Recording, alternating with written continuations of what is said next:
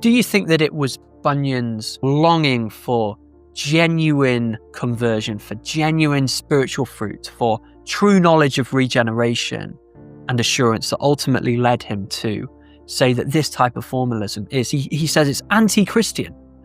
It is opposed to Christ. Yeah, scraps and fragments of popery. See, that fits in with what we've said about the background in England at this time.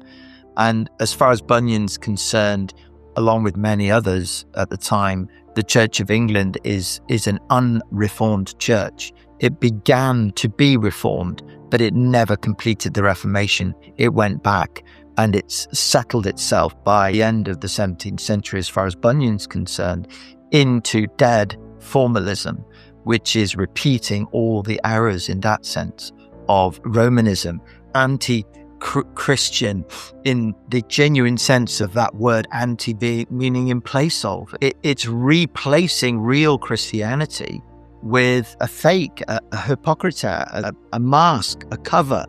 It pretends to be the real thing, but it isn't the real thing. And that makes it so dangerous because people are trusting in the religion of the Church of England to get them to heaven, just as with Romanism before.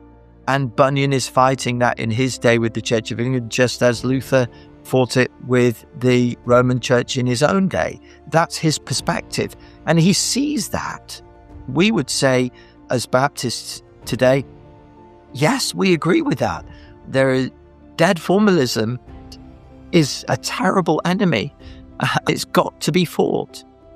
And again, going back to Bunyan, his life and times and his own personal experience, Bunyan realized or came to be convicted that spiritual things were real and that the things of this age were a lesser form of reality. Not to say that tinkering with pots, i.e. fixing pots and pans, wasn't a real thing. It was a real thing. But for him, the real reality, or to use Schaeffer's phrase, the true truth, was the spiritual. And what the Church of England is doing is it's raising to the level of the truth things that are merely carnal, of this age, fleshly. And Bunyan lived in a different world. Bunyan lived in a spiritual world. Now, this comes out early on in Grace Abounding, for example, when he's in the middle of what is called the game of cat. And this is basically a bat and ball game, I think, of some kind. And as he's in the middle of this game of cat, suddenly he forgets everyone else. It's almost as though no one else exists.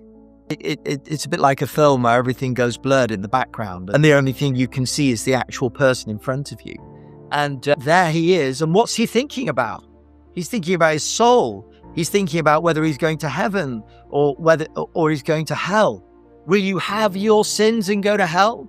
Or will you leave your sins and go to heaven? And all of this is happening in that existential moment as he's about to hit the cat with the bat. But that's Bunyan. Reality for him is the spiritual world.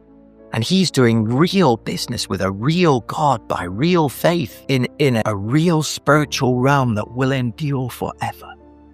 How many Christians today have got hold of that? Going back to what we were saying earlier, because we live such comfortable lives, because the food is always on the table and the heating is always there and the roof is over our head and the clothes are on our body and we never have to really worry about these things, the vast majority of us, most of the time. We become comfortable with a carnal life. Bunyan was never comfortable with a carnal life. He wanted true truth, real reality. That was spiritual life. He wrestled for it with all his being. He attained it. And when he got it, there was no way he was letting it go. Not for anybody. And that's where real conviction comes from.